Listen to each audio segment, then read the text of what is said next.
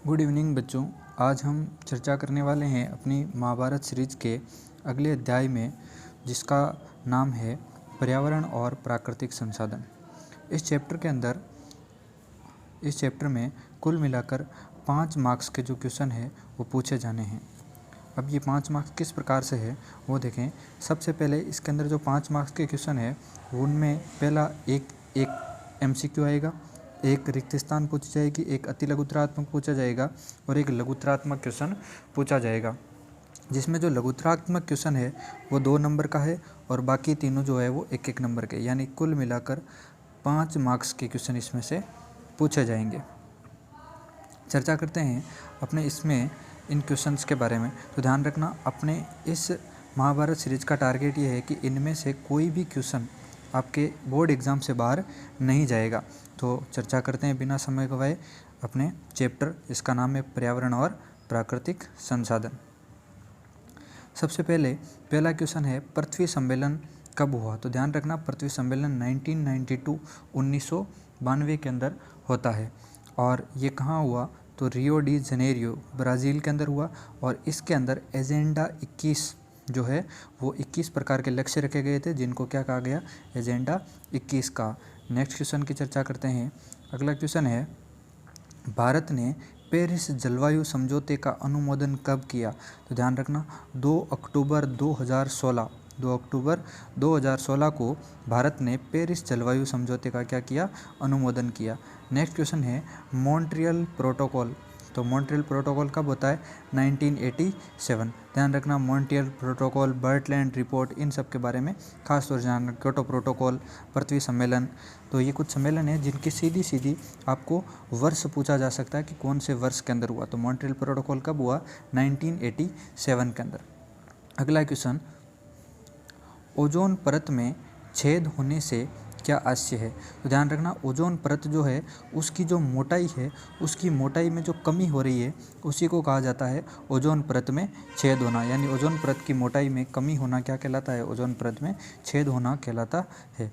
अगले क्वेश्चन की चर्चा करते हैं। नेक्स्ट क्वेश्चन है क्लब ऑफ रोम, इसने 1972 के अंदर कौन सी बुक प्रकाशित की थी। तो ध्यान रखना, सवाल दोनों तरफ से पूछा जा सकता है। क्लब ऑफ रोम ने बुक कब पब्लिश की, तो 1972, और बुक का नाम क्या था। तो ध्यान रखना, लिमिट्स टू ग्रोथ। ध्यान रखना कौन सी बुक है, लिमिट्स टू ग्रोथ नाम से एक पुस्तक प्रकाशित की थी, जिसमें उन्होंने पर्यावरण के अंदर जो हानि हो रही है उसके बारे में चर्चा करी थी, उसके बारे में वर्णन किया था। अगला क्वेश्चन है UNEP का क्या नाम है पूरा। ध्यान रखना, UNEP क्या है और इसका पूरा नाम बताना है और इसके कार्य भी बताना है। तो ध्यान रखना, यूनाइटेड नेशन एनवायरमेंटल प्रोग्राम, क्या नाम है इसका, यूनाइटेड नेशन एनवायरमेंटल प्रोग्राम। इसके कार्य लिखना, पर्यावरण के बारे में हमेशा अपनी चर्चा रखता है, पर्यावरण के बारे में कार्यक्रम करवाए जाते हैं और पर्यावरण संतुलन के बारे में हमेशा जागरूकता फैलाता है। तो UNEP के कार्य और UNEP का फुल फॉर्म ध्यान रखना।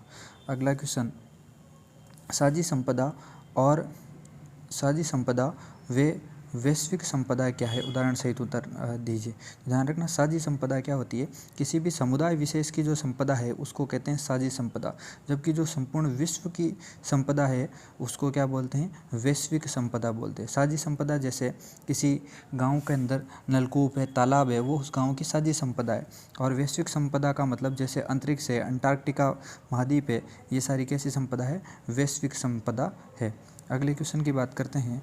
नेक्स्ट क्वेश्चन है भारत में ऊर्जा संरक्षण अधिनियम कब पारित हुआ, 2001।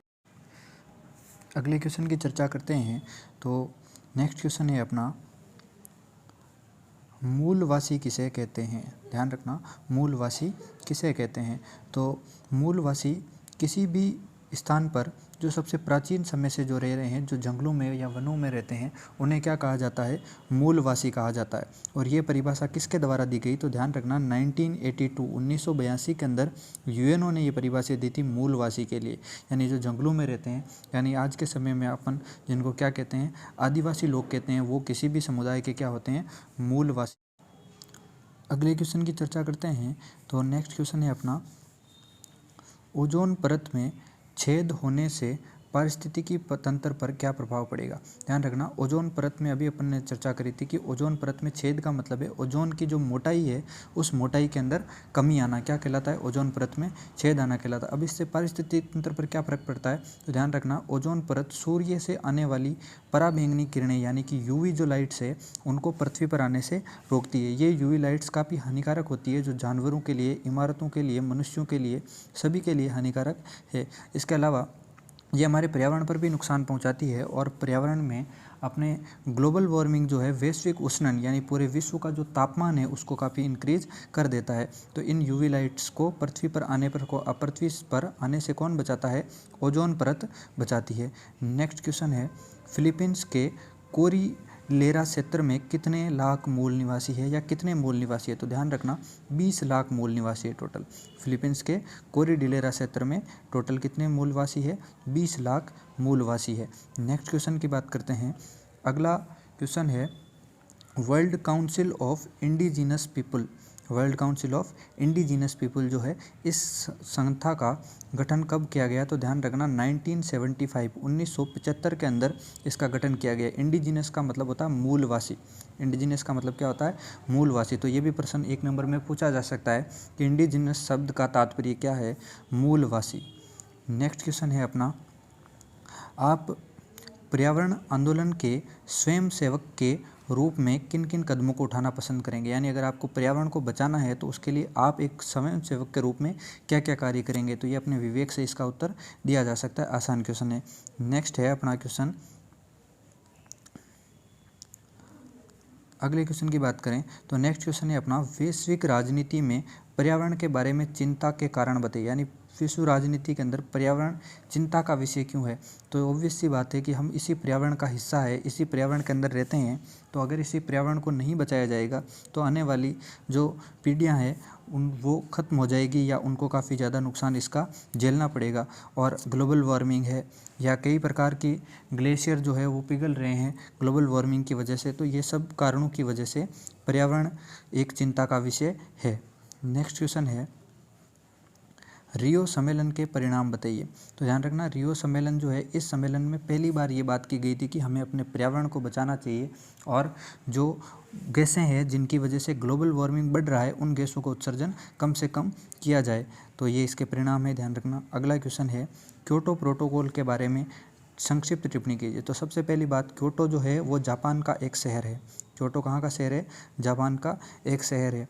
ये कब हुआ, तो ध्यान रखना 1997 के अंदर ये होता है। इसका भारत कब सदस्य बनता है, तो 2002 में भारत क्योटो प्रोटोकॉल का सदस्य बनता है या इसका हस्ताक्षर करता है। तो ये बातें हैं, जापान का शहर है क्योटो और इसमें एक सम्मेलन होता है 1997 के अंदर और 2002 में भारत इस पर हस्ताक्षर करता है।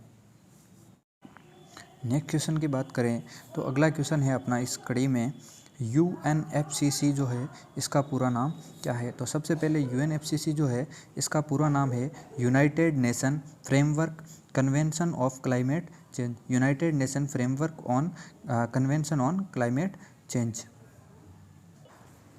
तो ये है UNFCCC यानी United nation framework convention of climate change.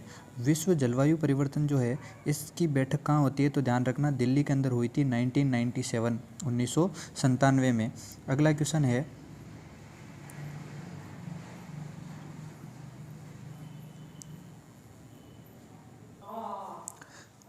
है, पर्यावरण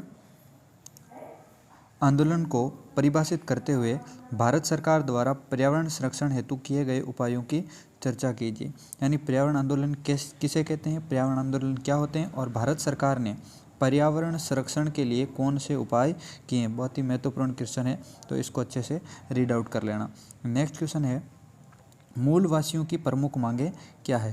यानी जो आदिवासी लोग हैं, जो जनजातियों समुदाय के जो लोग हैं उनकी मूल मांगें क्या क्या है। तो सबसे पहली मांगें उनकी यही है कि उनको सामाजिक धारा से जोड़ा जाए। दूसरा, जो जंगलों की अंधाधुंध कटाई होती है, अवैध रूप से जो कटाई होती है उनको बंद किया जाए। जंगली जानवरों की जो हत्याएं होती है उनको रोका जाए और इनकी शिक्षा की समुचित व्यवस्थाएं की जाए, यही इनकी मुख्य मांगें होती है। अगला क्वेश्चन है, विश्व का पहला विश्व का पहला बांध विरोधी आंदोलन कहाँ पर हुआ? तो ध्यान रखना, बहुत ही इंपॉर्टेंट है ये। ऑस्ट्रेलिया की नदी थी फ्रैंकलिन नदी, वहाँ पर हुआ। यानी कहाँ हुआ? अगर देश पूछे तो ऑस्ट्रेलिया, और कौन सी नदी पर बांध बन रहा था? तो ध्यान रखना, फ्रैंकलिन नदी पर ये बांध बन रहा था। नेक्स्ट इसके में ये अपना अंतिम क्वेश्चन था। अब आप इन क्वेश्चनों को अच्छे तरीके से रीड आउट कर लेना, इनसे बाहर कोई भी क्वेश्चन आने का चांस नहीं है। ये अपने सबसे महत्वपूर्ण क्वेश्चन है इस चैप्टर के, तो इनसे बाहर कुछ भी नहीं आएगा, ना ही आपको पढ़ने की आवश्यकता होगी। तो अपनी तैयारी को और मजबूत करें और अपने इन क्वेश्चनों का अच्छे से अध्ययन करें। अगर आपने पहले वाले वीडियो नहीं देखे हैं तो उनको भी जाकर देख लें, क्योंकि इससे पहले अपन ने 6 वीडियो में 6 चैप्टर के बारे में चर्चा कर ली है। ये अपना अगला चैप्टर था जिसमें से 5 नंबर के क्वेश्चन पूछे जाने। अगर आप इनको अच्छे से तैयार कर लेते हैं तो इनसे बाहर कोई भी क्वेश्चन इस चैप्टर में से नहीं जाने वाला है। धन्यवाद।